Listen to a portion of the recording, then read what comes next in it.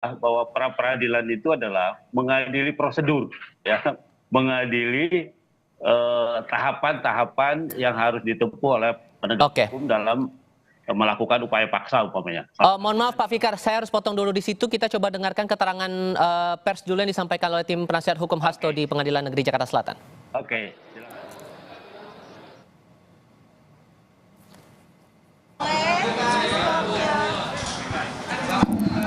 Galak banget.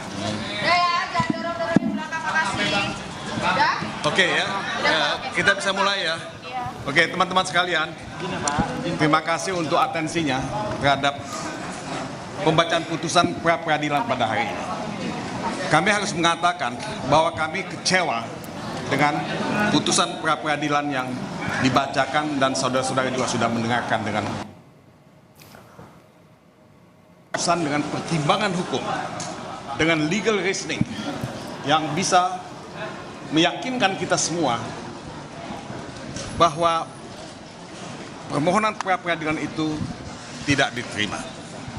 Tetapi kami sangat menyayangkan bahwa kami tidak menemukan pertimbangan hukum atau legal reasoning ya, yang meyakinkan untuk bisa memahami kenapa pra peradilan itu ditolak. Buat saya,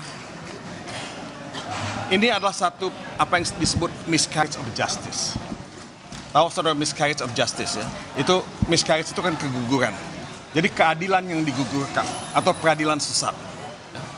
Kita datang ke Pengadilan Negeri Jakarta Selatan untuk ya menguji abuse of power, pelanggaran-pelanggaran yang dilakukan oleh KPK, karena sangat telanjang di depan mata kita, pelanggaran itu dilakukan. Tuduhan bahwa Hasto Kristianto melakukan obstruction of justice itu tuduhan yang hampa, tuduhan yang tidak ada dasarnya sama sekali. Hasto Kristianto itu sangat kooperatif. Tuduhan bahwa Hasto Kristianto terlibat dalam melakukan pemberian hadiah dalam kasus Wahyu Setiawan itu pun tidak ada dasarnya. Kenapa? Karena putusan itu sudah inkrah 5 tahun yang lalu dan Hasto Kristianto sama sekali tidak terlibat, sama sekali tidak ya, disebut sebagai pihak yang memberikan atau memfasilitasi suap. Jadi dua hal ini yang kami harapkan sebenarnya mendapat perhatian dan legal reasoning yang kuat dari hakim tunggal yang memeriksa perkara ini. Tapi apa dikata, kita mendapat putusan yang dangkal. Ini bukan pendidikan hukum, ini pembodohan hukum. Saya harus katakan demikian. Saudara Magdir, saya, saudara Roni, dan yang lain-lain, itu sudah praktek hukum puluhan tahun. Kita tidak mengharapkan putusan yang dangkal semacam ini. Publik juga menginginkan putusan dengan legal reasoning yang sangat meyakinkan. Dan itu yang tidak kita temukan. Jadi buat saya, ini satu setback, ya, satu kemunduran. Nah, apa yang akan kami lakukan? Mungkin saudara Magdir Ismail akan menjelaskan apa yang akan kita lakukan. Tapi this is not the end. This is not the end. Perjuangan untuk menegakkan hukum dan keadilan adalah kewajiban yang ada pada pundak kita semua. Dan kita akan melakukan apa yang bisa kita lakukan. Tapi apa yang akan kita lakukan, ini kita akan rumuskan dan diskusikan bersama nantinya. Mungkin Magdir. Terima kasih semuanya. Saya kira pertanyaan pokok sebenarnya yang harus kita ajukan kepada hakim tunggal ini, apakah di dalam proses pra-peradilan itu ada larangan ya, yang secara hukum bisa melarang orang menguji dua penetapan tersangka dalam satu permohonan? Enggak ada apapun itu. Kalau dalam praktek hukum pidana normal, kita kenal secara teoritis apa yang kita sebut dengan penggabungan perkara. Ada kumulasi subjektif, ada kumulasi objektif. Artinya apa? Seharusnya ya, permohonan ini kalau misalnya memang mau dinyatakan tidak dapat diterima karena alat buktinya katakanlah tidak cukup, saya kira mestinya itu yang dijadikan dasar di dalam pertimbangan-pertimbangan. Ada 7 ahli hukum pidana yang sudah dihadirkan.